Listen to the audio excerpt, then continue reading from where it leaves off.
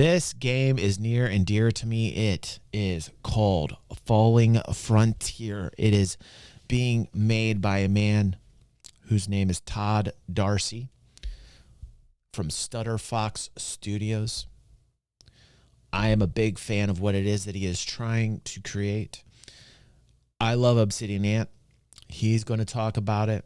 We're going to comment. We're going to listen. We did an interview here on DG360 with Mr. Darcy. Very nice man. Talked about the gameplay before it ever even came out. And you could check that out on DG360. I want to hear what's going on here with Falling Frontier. Let's watch Obsidian Ant talk about it.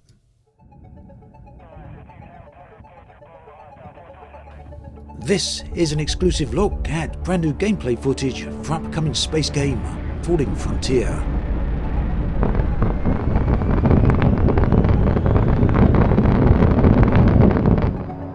It's been a while since we heard anything new on this title, so I was very happy to hear from publisher Hooded Halls that they were ready to show some new content. So, most of this footage is entirely new, and it's the first time that the majority of it has been seen on the internet. The game itself, for those not yet aware, is a large-scale RTS space game. It's been in development for a while, but every time we see new footage, it looks just that much better. What I like about this so we is talk about RTS some of the features styled as for we're me. going through the video. Right here, we're seeing the new building mechanic. You can see the frame of the structure Wow, gets he's doing deployed great. first, and the skin is then placed on top of that. As we zoom out, you can see the new logarithmic zoom. This is quite a bit of a change over what we've seen previously, where the zoom was very impressive but kind of jumped. You'll see the zoom used throughout this video, and it does seem pretty impressive with much greater... You know, shame on me, because Todd and I, we talk from time to time. Where is he at here? And he told me about this back in December. So I'm shaming myself. Sorry, dude. I just got to shame myself, because he was showing me a lot of great things that I should have shared with everybody a long time ago. Shame. And I would just like to shame myself sufficiently. Obsidian Ant got the jump on me on this one. I apologize. Damn it, Christy, you keep me so busy. That's my girlfriend, by the way. Controlled. Now, right here, we can see the new I know, recruitment Walmart, screen, I know. which is also serves as a character creator as well. And on the top left-hand corner of the screen, we can see crew in training, currently at 0.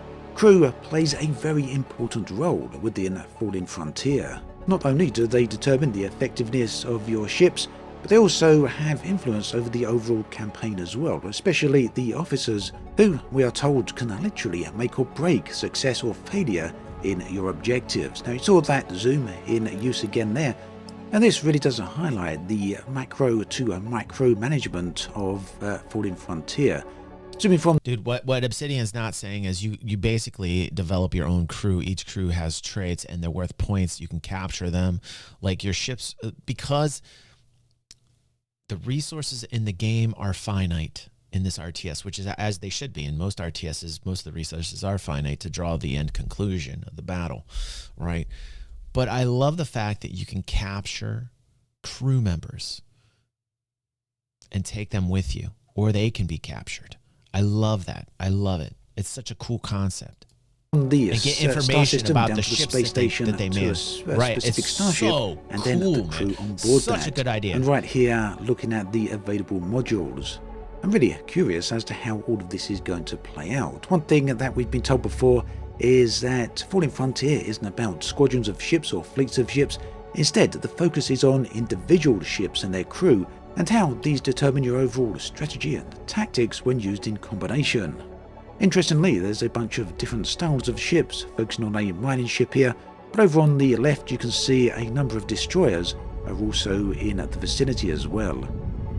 I'm finding both the visuals and the motion here especially interesting. The audio, very impressive too, and in fact, the audio has been reworked in recent months. We'll talk about that a bit more further into the video. Now, what we don't know is just how much of a part resources and mining will play in the overall game and the overall objectives. What we can see is the mining barge moving into action. Kinda liking the slow-paced maneuvering of the ships here. Yeah. Me too. Now, in a Gives moment, it we'll physics. see That's the type of physics you would want. You demand that from games. Like, this is the type of physics that make it feel more immersive. I like that big lumbering ships. I know it's space. I know there's no gravity. I get the whole thing. But, like, I just love these, like, slow movements from the ships, man. Like, these are the things you take fun versus reality, and you do a mix of the both, and it's a balancing act. But I dig that he put that in there in the design. I like it. I like it. The feels, right? The feels. Yeah, mining in action as some mining functions are selected here. Those two rather nice looking asteroids. So one thing the studio really made a point of here is the physicality of everything. The fact that the mining barge actually moves into motion and rotates, but also that chunks from the asteroid are physically breaking off and then being collected and returning to their resource hub. So again, that seemed to really tie in to what we're seeing with both the macro and micro management puts his love into this title. As a whole. Todd is putting his love into this title. The scale of the game, doesn't He's it? still Zooming out there developing from it. the He's still Saturn putting system time to and the effort all of into the Solar this system, title. and then zooming in down to the Jupiter system. This is using the logistics screen, but I'm not entirely sure what all of that actually means for gameplay. Either way, the TFV Atlas is coming in for docking and refueling here. So what's interesting here to me is the ability you couldn't spend to your money on a smoothly cooler and seamlessly dude. transfer or transition between different space stations, planets, and ships, heading back to Saturn here. I love this. I've already, most of us on the channel, we already know about these features. Some of these features he's just going over here that have been out for a while. But like, here's the thing, man. We've been covering this title for 2 years here on DG360. We were probably one of the very first to break this actual title. We were the very first to have an interview with Todd. One of the nicest dudes in the world. I'm telling you, this guy is so genuine. He's pouring his heart and soul into this, and it's exactly what you want to see from a developer, that they don't give up, that they're relentless, that they keep pushing it to the top of their game. Yeah, and the Forge, where we were seeing some mining going on. So until we get our hands on Falling Frontier, it's very hard to judge the experience of the gameplay itself. But one thing I'm really liking from the footage here, as I said, is the relative slow pace of things. Based on the footage alone, it's given the impression that everything I'll put the interview in the link when this highlight goes out for people watching on YouTube. The interview is real good. And hopefully gives you time to do all those things as well. And I just want to pause here for a moment and take a look at the screen that we're seeing right here. So this looks to be the research screen, and interestingly enough, it appears that world adaptation technology is going to be a thing. Now, keep in mind that whilst Falling Frontier is set, at least from what we can tell, the main campaign is set within the Sol system. I believe the multiplayer is a different story, but the campaign is set within the Sol system. You may be thinking that there's limited planetary bodies there, but there is in fact many. There is, after all, a huge number of moons within our system. Ganymede specifically, for example, is around 2/3 the size of Mars, so plenty of planetary bodies here, and it's going to be interesting to see just how far we can go with things with planets. In fact, you'll see... Wait. I don't know if Obsidian knows something that I don't about this title, but did he say multiplayer? Because when I talked with Todd, he told me there was no multiplayer in yet. We are at the point where he was creating a campaign. It was a single player campaign, and also skirmish mode against the AI that was very simplistic. But if there is multiplayer now, that is is there multiplayer? Is there multiplayer in this now? Did he change that? Because I told him at the time, I said, that's the most important thing I'm looking for is multiplayer. You know, I need my Command and Conquer in space. I need to play against other people in a multiplayer format. He said, nope, sorry, DG, not in. And he said he wanted to do the campaign first, and he did the campaign. But if there's multiplayer now, oh, I'm very excited about that. I'm very excited about that. If there is, I don't know. If somebody confirm that if you can in the chat. I would love to know if there's multiplayer in this. Slightly further into the video in just a moment that we can indeed interact with planets. I'm definitely sold.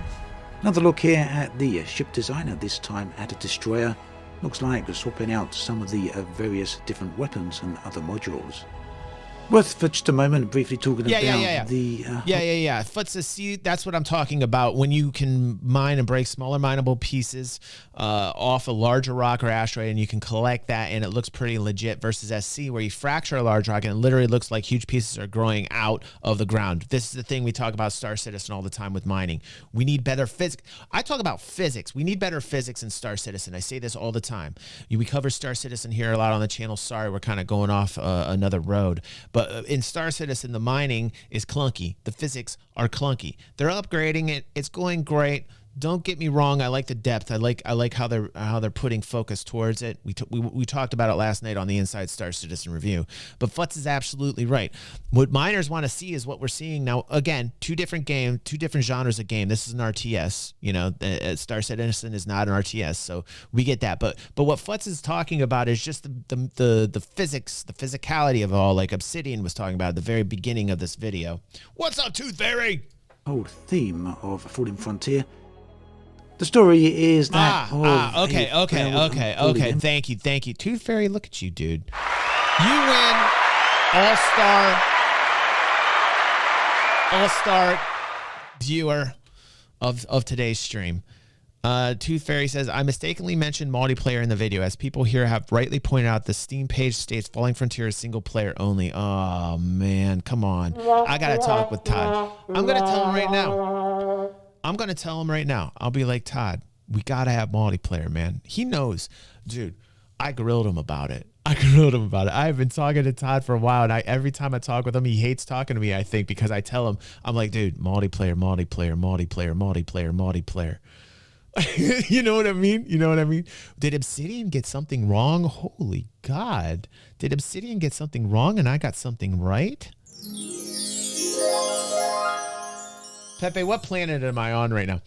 Wait, is this big meathead called DG know what he's talking about? You mean I'm not just full of hot air? Wait, Pepe, I'm not full of hot air? Oh, that's not funny. That's not funny, Pepe. Get the video going. That's not funny. Empire. Your objective is to rebuild and then expand right across the solar system. And there we see a ship coming out of jump. I love the Aviator. So yeah, really good movie, nice footage, a lovely looking game. Can't wait to get my hands on it. I know plenty of you out there feeling the same. Let's hope that the gameplay itself really does live up to what we're seeing here. We've got a bit more footage here, this time around the moon of Titan. It'll definitely live up to it. The specific highlight of this footage is the sound, and I've been told a lot of work has actually gone into that, both positional audio as well as the sound effects. Dude, the sound effects are amazing. I mean, the sound effects are absolutely amazing. The gameplay's line of sight. It's survey and recon focused, right? The strategy on this game is great. The industrial and economic gameplay are great in this RTS. Resources finite. You have to fight over them. Line of sight, LOS gameplay, awesome. Love it. The things that are in this game are awesome. Just multiplayer. I'd like to see the interaction with the world. Todd, something that's quite a surprise and I wasn't expecting to see. At any rate, I'll let you listen to some of that audio and I'll go quiet.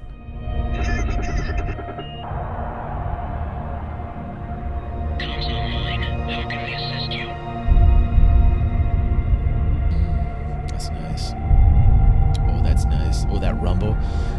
The cosmic storms also, man. The effects that he's got in here in this game are awesome. He had his own he hired somebody to write the soundtrack. All the songs are original. I can't remember the dude's name, but the soundtrack is phenomenal. Absolutely out of this world. You will get sucked into this. All I'm asking for is multiplayer. All sounding pretty good then. Also looking very good. Todd. Unfortunately, I've got no information on a potential release date or even a release window. We just know at the moment it's some point in 2023. Yeah, I was going to say it's 2023. He had actually planned it at the end of 2022 and he delayed it because he was like, no. And he could have actually pushed it out, right? But props to, I think it's Hooded Horses, the publisher, apologies, or Black hooded horse or hooded black horse or something. I don't know what it is, but the publisher is real lenient with Todd and lets him do what he wants to do, which is nice. I dig that. Not a lot of publishers are, so it's very cool. This is a love affair. This is a love affair, and he will continually pour his heart and soul into this. Sooner rather than later. I love it. At any rate, do let me know your thoughts and feelings on the footage we've seen here. What are your expectations of Falling Frontiers? They're really high. My expectations are way up there. I'd love to hear from you. Do let me know in the comments section. Listen, it's an RTS styled game. I get that, but like with everything here, man, where we talk about more it's gonna be phenomenal. Falling Frontier. It's gonna be phenomenal. I love it. Obsidian, great for you. Good on you for covering it. I'm gonna like that content so it gets out there. I'm gonna share this highlight in the future as well. Great. It got 135,000 views. It deserves that. That's awesome. Todd, keep it up, man. Mea culpa, dude. I know you gave me the scoop. I'm sorry. My real life is super hectic. A lot of people watch every Friday morning as I bitch to them and lay on that couch, and they're my psychologists, and they understand it. They understand. The 30 people watching me live understand it. That's what they come here for. And I love them for it. First off, it's free. Let me just tell you that. Thank you.